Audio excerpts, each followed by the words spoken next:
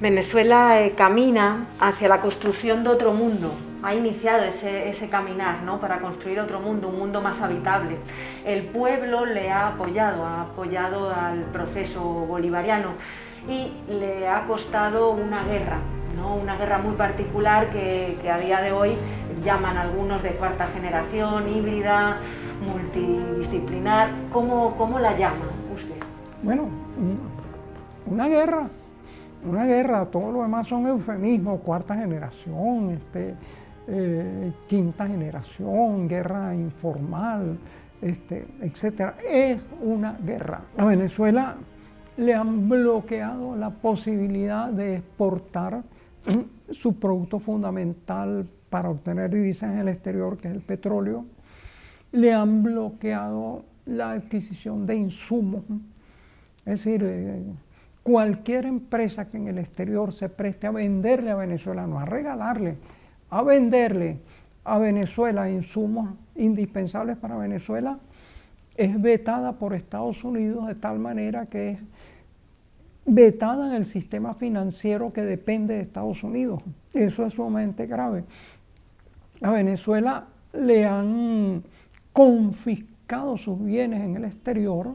Las reservas internacionales, afortunadamente Hugo Chávez Frías, hacia el año 2004, 2005, 2006, volvió a traer gran parte de las reservas en oro que había dentro del país, pero el Banco de Inglaterra tiene como 2.000 toneladas de oro venezolano.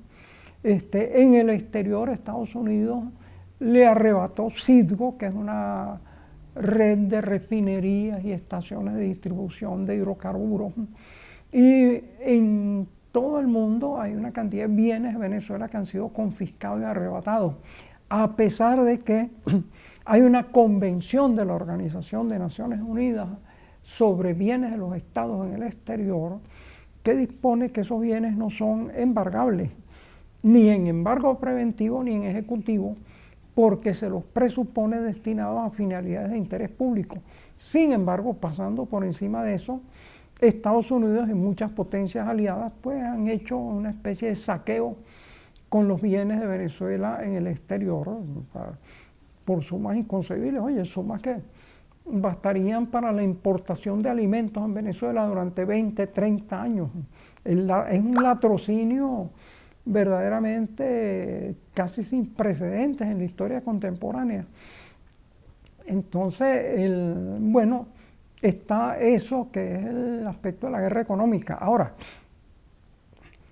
la guerra propiamente dicha, oye, casi no hay año en que no haya un intento de golpe de Estado, no haya un intento de magnicidio contra el presidente Maduro. Ha habido por lo menos 2 intentos de magnicidio contra Maduro. Contra Chávez hubo varios, muchos, incluso en una oportunidad, hacia el 2004, si mal no recuerdo, yo escribí un libro sobre eso junto con Miguel Ángel Pérez Pirela. De Colombia organizaron una concentración de paramilitares en una finca en las afueras de Venezuela, con la idea de participar en un magnicidio. Estaban todos con uniformes falsos del ejército venezolano y plantear que había un enfrentamiento entre facciones del ejército venezolano para propiciar con eso una intervención extranjera. Fíjate, el tipo de cosas que inventan. Ha habido, bueno, el año pasado, el antepasado, una intentona de golpe por Juan Guaidó y López. Hay una continua agresión. La agresión no es solo simbólica, no es solo diplomática.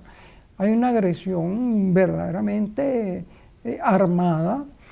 Hace poco hubo enfrentamientos en Apure, en una región del llano limítrofe con Colombia. Supuestamente unos paramilitares allí se habían intentado penetrar y apoderarse de parte del territorio nacional. En ese sentido hay que señalar lo siguiente. El único asidero firme que tiene Estados Unidos en América Latina actualmente es Colombia. Colombia ha librado una guerra de liberación sin parangón en el mundo, más o menos de 60 años, que llegó hace poco una especie de entente de equilibrio, pero Colombia ha sido convertida por Estados Unidos en un país halcón. Tiene cerca de 9 bases militares de Estados Unidos, está ocupada militarmente. De hecho, todo aeropuerto colombiano es una base militar estadounidense, porque allí llegan los aviones de Estados Unidos, se reparan, cargan combustible, depositan todo lo que traigan en los almacenes. Colombia ha desarrollado, además de su ejército convencional, una fuerza maligna de paramilitares que hacen tareas tan contrarias a los derechos del hombre y crímenes de lesa humanidad que el propio ejército no se atreve a cometer. Entonces, en ese sentido, pues, Colombia ha ido fortaleciendo su posición militar a costa del sufrimiento de su pueblo, cosa que lo vemos en la última situación. Ya va cerca de los 2 meses que hay un paro general en Colombia, protestando contra la terrible situación a la que está reducida la población civil. Entonces tenemos ese incómodo vecino que es una especie de país halcón. Es como el enclave de lo que llamaban en Estados Unidos el Plan Puebla-Panamá, que era una especie de corredor estratégico que iba por América del Norte, Centroamérica, culminaba en Panamá, pero la culminación de ese enclave en Panamá es Colombia, un país ocupado por las fuerzas de Estados Unidos y que lo tenemos de incómodo vecino. Entonces, bueno, vivimos una especie de sobresalto, en cualquier momento hay sabotaje. Yo preveía, pero lo mantenía muy en secreto, que Venezuela tiene una serie de debilidades tremendas estratégicas, y una de ellas es el Guri, las líneas de conducción eléctrica. Fíjate que el año antepasado hubo un sabotaje que dejó a toda Venezuela sin electricidad, o casi toda Venezuela, a través de un sabotaje de las estaciones de las plantas hidroeléctricas del Guri. Hay que ver lo que es un país sin corriente eléctrica, ¿no? Porque en Venezuela esto depende en buena parte de esas líneas, de la represa que construyó el Estado y de las líneas del Estado que llevan la electricidad al resto del país. Hacia esa época hubo también una misteriosa explosión en una de las grandes refinerías, que es el Palito, en Venezuela. A cada momento hay ese tipo de cosas, de atentados, de explosiones misteriosas, de muertes, de fallos de sistemas, etcétera, de cortes de corriente, cortes de aparatos de comunicación indispensables para Internet. Vivimos en esa especie de sobresalto, como si se tratara de una guerra de verdad.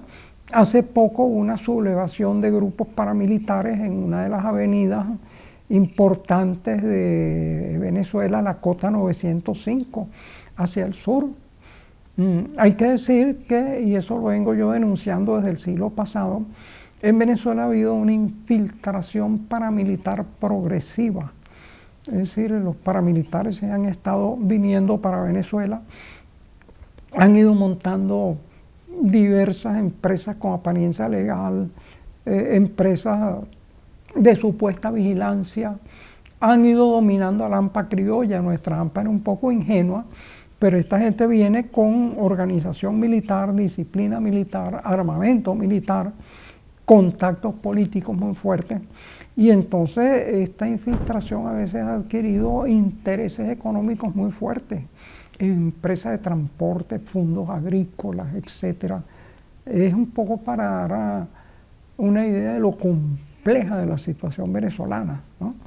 Entonces, como tenemos un enemigo interno también, pero que no es un enemigo venezolano, es decir, en gran parte es un enemigo importado y que obedece las políticas de Estados Unidos a través de su dominio en un país vecino. Ojo, en el gobierno de un país vecino, el pueblo colombiano no participa de esto y más bien es víctima de ese conjunto de políticas. En el pueblo colombiano Hasta hace poco había más de 4,5 millones de desplazados, gente a quienes el ejército obliga a irse de una zona porque supuestamente va a haber ahí operaciones militares, y después todos esos terrenos son revendidos a transnacionales o a grupos oligárquicos o asignados, y los que habitaban en ellos quedan librados a la indigencia en los caminos o en las ciudades, más la enorme cantidad de falsos positivos, asesinatos, etc. El pueblo colombiano es una víctima de todo lo que está sucediendo allí, pero Venezuela también, indirectamente, también es una víctima de la presencia de ese tipo de grupos.